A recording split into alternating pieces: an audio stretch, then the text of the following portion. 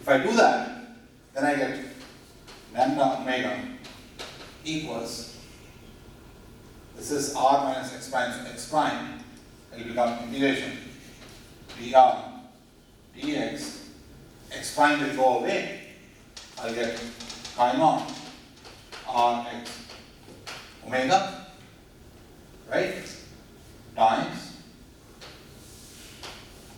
1 over x minus r plus fxc r x omega.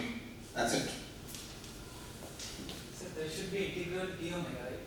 Zeta There is star. no integration d omega. The dt was there, d omega has been taken care of.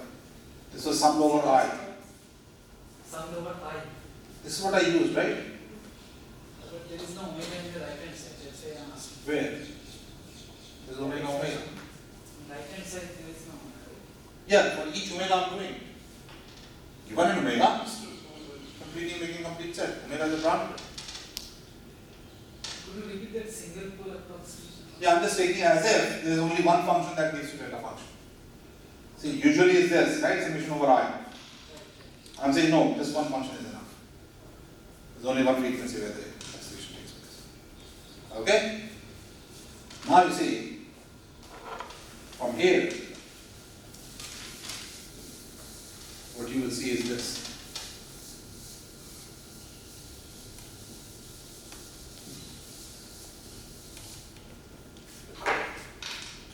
Now I know lambda I naught is equal to summation ni minus nj, right? Y j star y I star r x y j x y I r divided by omega minus omega j I, right? When omega j I is the cone channel, then omega j I is equal to epsilon j minus epsilon I. Right? Within this approximation, SPO, let's call it SPO, then I have lambda capital omega equals 1 is equal to integration dr integration dx, right? Y, and I'm taking only this j to be the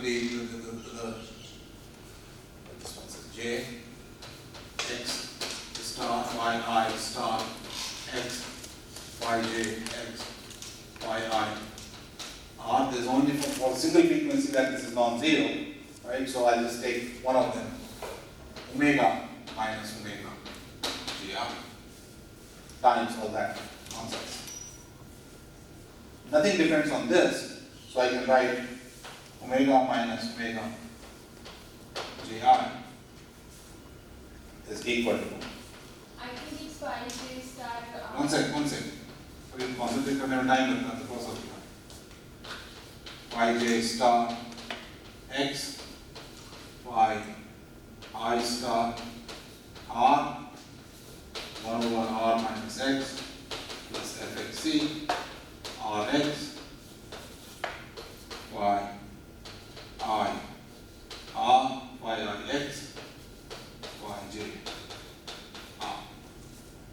Now, when I made the single pole approximation, what we assume that there is only one frequency at which this happens, right?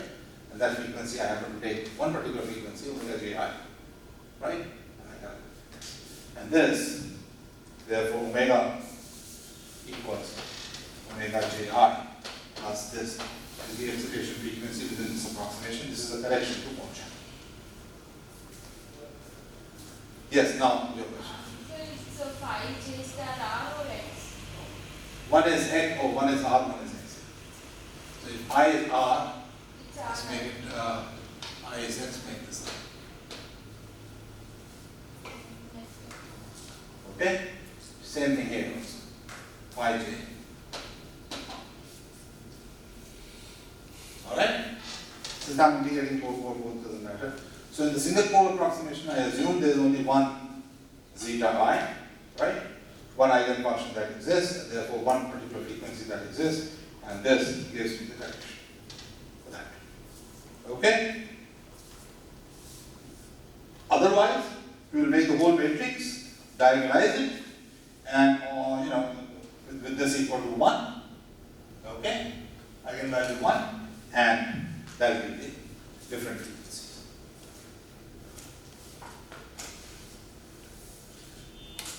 All this is nothing but smart way of doing first order perturbation theory, linear response, and then getting something, pulling something out of it by making certain approximations.